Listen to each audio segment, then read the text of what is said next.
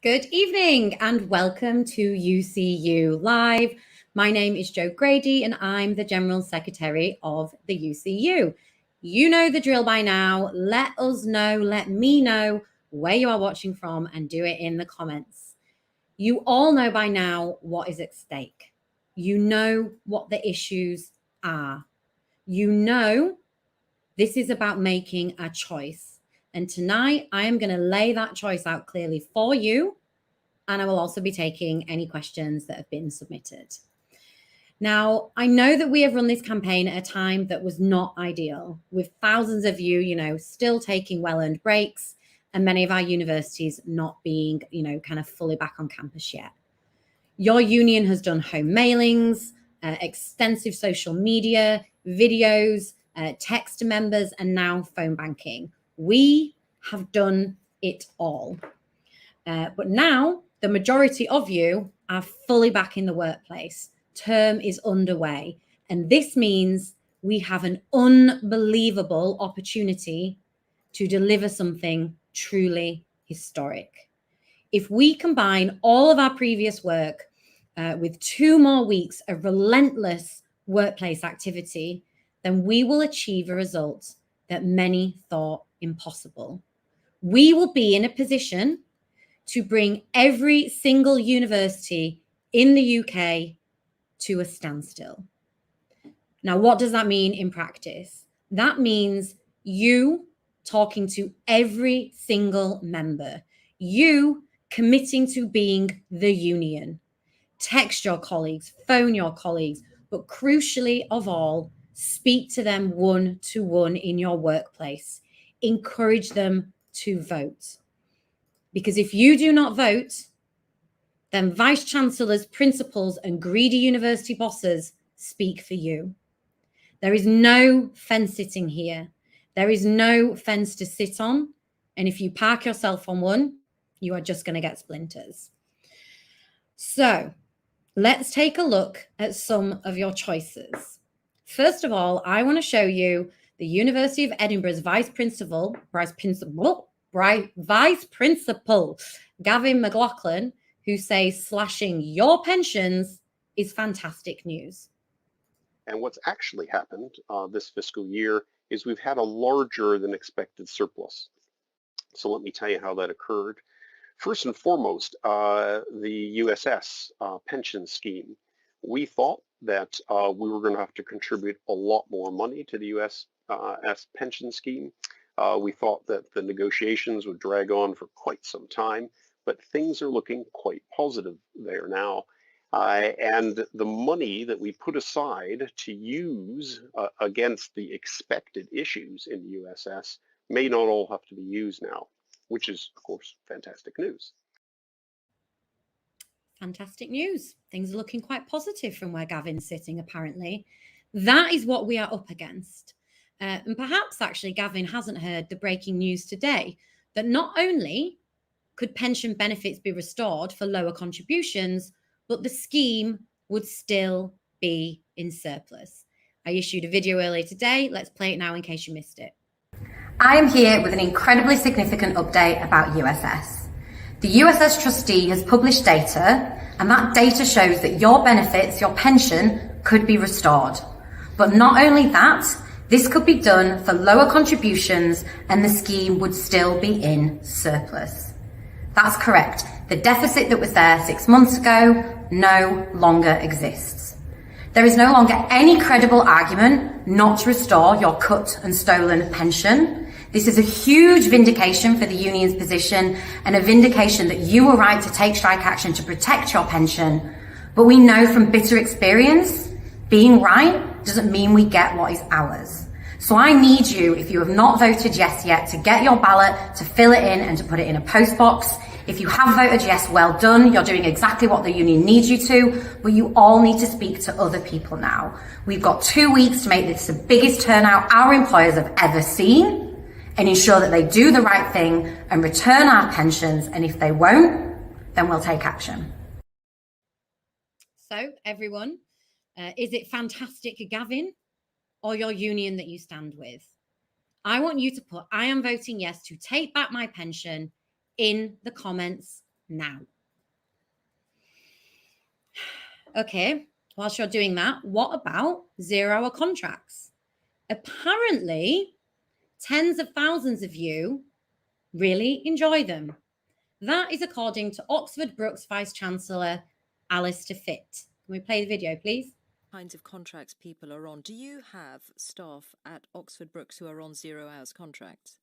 Very few. But you have some. We have some, and one thing you should remember as well is that a lot of the people that we employ are our students, and for many students, what they want is a 0 hours contract. Okay, but you do employ some staff who are not students on that kind of contract, because you could look at this and say there's no place for that kind of contract in a university. How many? I don't know. But you must remember that some of the people that we use for our teaching have whole other careers elsewhere. They're people from industry and from other parts of the workforce that come in to talk to our students to give them an idea of what goes on in the workplace. So the 75,000 staff on insecure contracts that Joe Grady referred to, what you would say that a lot of those are on that kind of contract out of choice? Exactly. I mean, you're a vice-chancellor. Well. You're a vice-chancellor. I mean, so everyone knows at Oxford Brookes, 75% of teaching staff and 30% of all academics are on hourly paid contracts. Now, I don't know what Alistair Fitt is fit for, but certainly it isn't judging decent employment contracts. But what is simple, everyone, is are you with the likes of him, or are you with your union who is winning change on insecure contracts in workplaces like the OU and who wants to now do it nationally? And I want you, if you are with us, to put I am voting yes for job security right now and to put it in the comments. Okay, who else have we got in our testimonies of shame? First up, an unnamed vice-chancellor this time. What have they got to say for themselves? So this is a very recent one. We will simply close programs, whatever the consequences.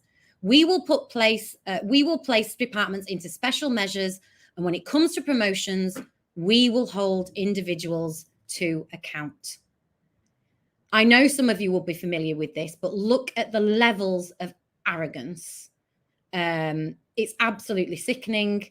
There's a bureaucratic cruelty and callousness to these words that I know far too many of you will find familiar. And special measures, I tell you what special measures will be. It's what your union will be putting every university in when we smash this ballot. And I want everyone who's watching this to put I am voting yes to stand up to bullies and put it in the comments now. Of course, we have more, another unnamed vice-chancellor. Let's see what they have to say. I don't care if it's bloody as long as it spills blood within the union. Look at the language. They want to split us. They want to hurt us. And they want to take away your democratic voice in the workplace. Are you with this bully or are you with your union? And if you are with your union and have voted, or you're going to vote and you're prepared to encourage your colleagues to do the same, then I want you to put right now in the comments, I am UCU and proud. That's I am UCU and proud. And we have another one, and this time it is a name with it. Steve West, everyone's favorite UUK president. We have all invested significantly in rising pay and pensions cost. And I can confirm to you, this is not a parody account, but invested in pensions, invested in pay. Do you know what that is? This is gaslighting.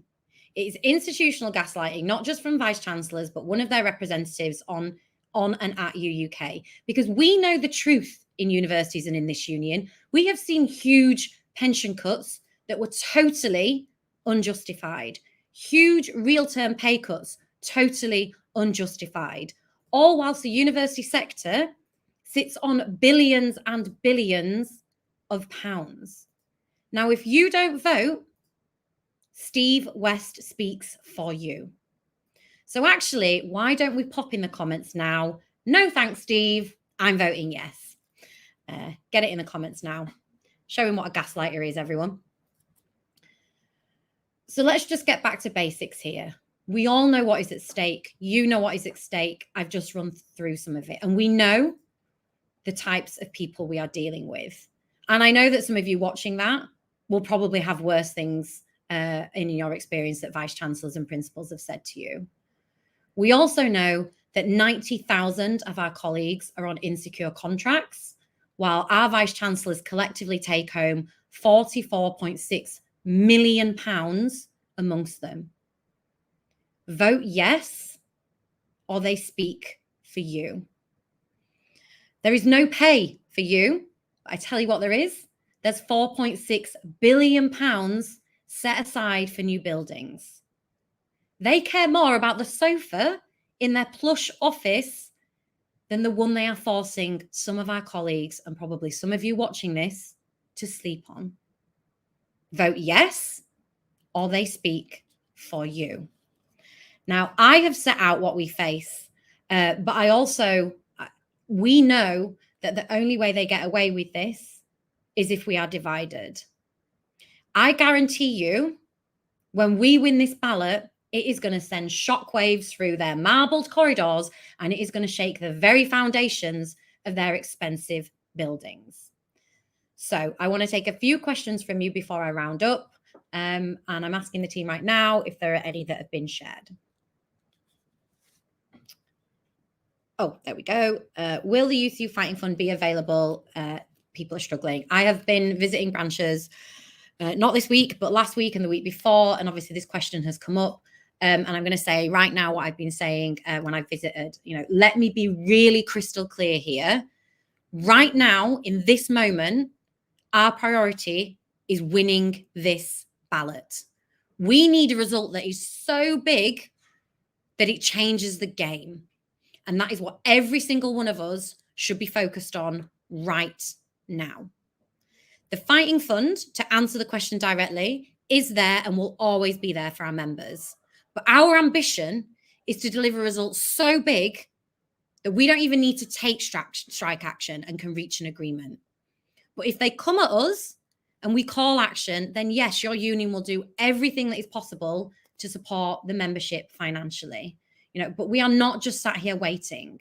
We're going to launch a massive public campaign, appeal for donations to the Fighting Fund. We're going to use social media, and I will be writing to every general secretary in the trade union movement. I've said this before, our union and our members will not be bullied back into work. We all have each other's backs, and that applies right now to this Fighting Fund. But I'll reiterate what I said at the beginning. Everyone needs to be as laser focused as possible on the biggest turnout ever. Right, I don't know if we have any other questions. I am being asked by many UCU members, it's gone. I am being asked by many UCU members what kind of action we will take if we win. We will not succeed in stopping the union if it's just a marking boycott, for example. So again, this question is coming up and it came up in some of the branches I've been speaking to. I am going to reiterate a little bit of what I just said previously. First of all, every type of action is on the table, not just a marking boycott. It's worth pointing out that, marking boycotts can be incredibly successful in branches that have deployed them recently. They have also been in addition to strike action, but they've also been in addition to, lots of other pressure as well. Marking boycotts obviously fall on the number of members that are marking in any one instance or term when they're carried out. So yes, they can be very important. I think they are best deployed when there is a pinch point in the academic year, not when universities think they can sit out and wait for the grades to be returned. But of course, any action is on the table. Decisions will be made following the ballot, following a mass consultation exercise of you as members and of branches that will then be fed into the Higher Education Committee that will be meeting in early November. So it will not just be a marking boycott. Everything will be on the table. But I want to reiterate, we are part of a massive movement in the UK at the minute. We have launched a media campaign, a political campaign. This will intensify after the ballot. Delivering a massive, huge yes a massive, huge turnout will increase our leverage in a way nobody has ever experienced in recent years in this union. So yes, let's be thinking about action. Yes, let's be thinking about the practicalities of that. But more than that, let's be thinking about getting the biggest turnout and the biggest yes we've ever seen, and closing that deal with potentially not even having to, have a single essay go unmarked. Joe, I understand you want the yes vote, but you must tell us what the plan is. Well, Charlie, I hope that some of what I've just outlined answers your question. We can't really formulate properly what it is we want to do until we're there. As I've said, the biggest yes really changes what any plan would look like. My plan, my ideal plan, and I think everybody watching this, is we will get what we want because our employees will see we have a type of movement and leverage that we've never had before. But any plan that is formulated in terms of action, timescales, dates, you name it, you are going to be crucial to that. This is a democratic union. You need to take part in the consultation exercises that your branch will be running from the moment the ballot closes, but that I know many branches are already running. Many branches are already having the conversations. We know that in some parts of the UK, the term finishes early. We know that has an impact on whether or not we'll be taking action in a major way before Christmas or after Christmas. So there is nothing set in stone yet, Charlie, but I want to reiterate, the biggest turnout possible, that will be the biggest determining factor around what we have to do next. Our vice chancellors and principals, one, were not expecting us to be doing this and will be absolutely shocked when we smash turnout. Colin, withdrawal, goodwill, universities can't function without it. Well, of course they can't. But also, I think they can't function without if we're not in the building either. We've got, everything behind us at the minute. I think a lot of universities, the goodwill's already been completely gone. Well done, Emma, who's voted yes. So I think this is about showing them what we're willing to do in addition to the withdrawal of that. Okay, so I think that is it for the questions now. An action will be decided by members in the true democratic fashion. So that's Lena, who is our Scottish president, in case anybody is wondering. Absolutely agree with you, Lena, and good on you, Nat. Right, so I think that's all of the questions, and well done, Charlie. There's just a few more things I wanted us to go through before we kind of wrap up, and I've also got a video to show you. One is the huge importance of these last 2 weeks. We have a national Get the Vote Out Day, and that is on October the 12th. I cannot emphasize enough that it is important that we go until the very, very end. We've just we put the results online recently. Our prison educators smashed threshold and they did it in 3 weeks. We've got 2 weeks left to get even higher than many of us, know where we already are. We have to go to the very end. We have to go hard. At the union, we're even preparing to release information on priority post boxes in your area so you can vote in the very closing days of this ballot. But the challenge for us here is real. Only 2 unions in the UK have won a national ballot. That is our good friends at the CWU and the RMT. So many absolutely dedicated and committed comrades have fallen short of the outrageous anti-union laws that the Tories introduced. And some of our branches, I know you know that feeling. I don't want to ever feel that again. And I don't want just 50% again either. Now, if you agree that every vote counts, put it in the comment now. Every vote counts. And whilst you do that, speaking of the CWU and leverage and turnout, I have a mate who knows just how important every vote is. A union that fights like ours and a union that knows leverage, huge leverage, really hurts and gives you huge returns. So solidarity to Dave and all the striking posties, engineers and call centre workers. And let's play his video. Hi everybody, a short message to all UCU members currently involved in your national ballot for strike action on pay, jobs and workload. And to say to you that you're in the last couple of weeks of the ballot and it's never been more important to keep on pushing. and smash those Tory thresholds. You can do it. You've got a great union. You're showing tremendous solidarity, and you've got a just cause. And I can tell you from experience that when you get them ballot thresholds up in the 80s and the 90s, it's a fantastic feeling, and it shows the solidarity that you've got across the whole of the union. It's never been more important for your sector, for your profession, and for all of us who use that sector and our families and our children to get behind you, and we truly are. So make sure you get out now and you finish off that ballot and you get a yes vote as big as you possibly can. Solidarity from all of you, from the Communication Workers Union.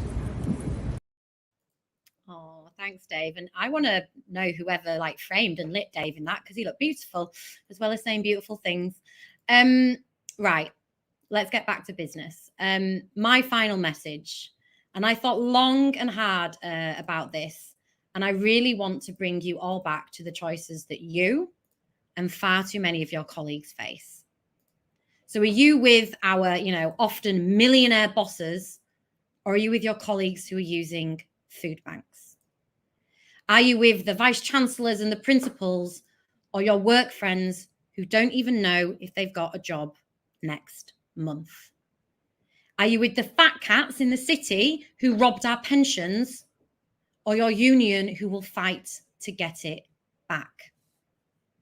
Are you with the bunch of vice chancellors and principals who are earning 44.6 million between them, or your colleagues who are fighting for fair pay?